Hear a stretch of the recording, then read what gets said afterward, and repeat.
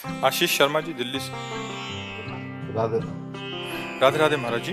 महाराज जी, मन विचलित सा रहता है, जल्दबाजी में असंतोष की स्थिति रहती है, हमेशा व्यस्त रहते हैं, जिससे जीवन में दुख और नहीं, हम कह रहे हैं कब तक जल्दबाजी करेंगे? आखिरकार मृत्यु भी तो आ रही है, अब उसका तो पता नहीं है ना कि कल हो जाए या पर। ये जल्दबाजी कब तक रखोगे?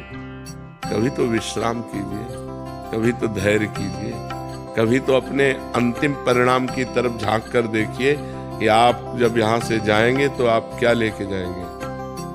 वो चीज तो कमा रहे हैं कि नहीं कमा रहे हैं जो लेके जाना है। इस देश की कोई भी चीज नहीं जाने वाली, शरीर सहित सब कुछ यही छूट जाएगा। उसके लिए जल्दबाजी है, और मृत्यु आ रही है, वो तुम्हारी एक एक सेकंड गिन रही है।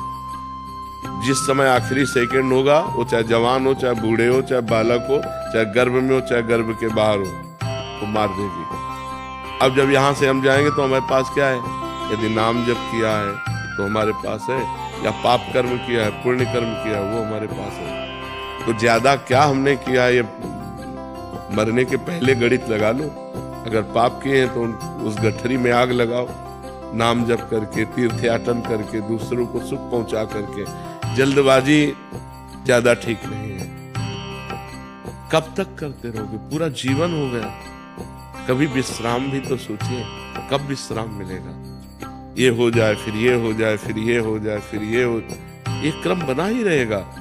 आज तक किसी का ऐसा नहीं हुआ कि अब मैं ये करना है, ये करना है, ये करना है, यही भ्रम बना रहता है। लेकिन मुझे भगवत प्राप्ति करनी है, मुझे भगवान से मिलना है, मुझे अब इस जन्म में ऐसा भजन करना है कि अगला जन्म ना हो। इसके विषय में कौन सोचता है? अगर यही सब करते रहे, शरीर छूट गया तो फिर पता नहीं कौन सी योनि प्राप्त हो।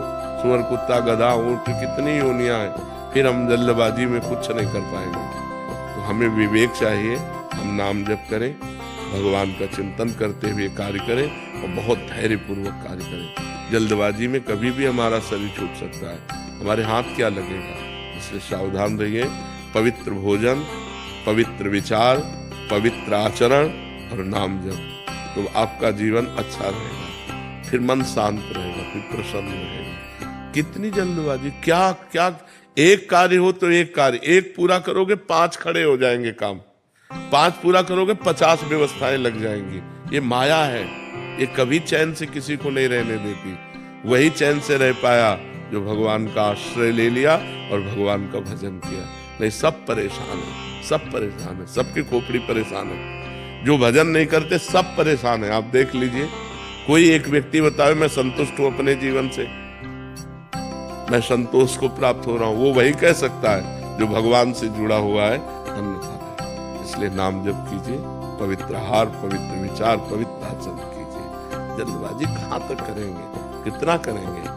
और जो कुछ करेंगे सब यही रह जाएगा। इसलिए आनंद मनाइए, मस्ती से जीजिए। मनुष्य जीवन मस्ती और आनंद के लिए, और हम लोग मस्ती और आनंद शराब, व्यभिचार, गंदे आचरणों में ले जाते हैं। नहीं, जितेंद्रियता, पवित्रता, भगवान का चिंतन, इसमें आनंद और मस्ती होती है। जहाँ मस्ती की बात आई तो शराब और गंदे आचरणों की तरफ लोग भाग जाते हैं कि मस्ती नहीं, उधर मस्ती नहीं, उधर तो पतन है, नाश है। मस्ती तो सच्चिदानंद भगवान की तरफ।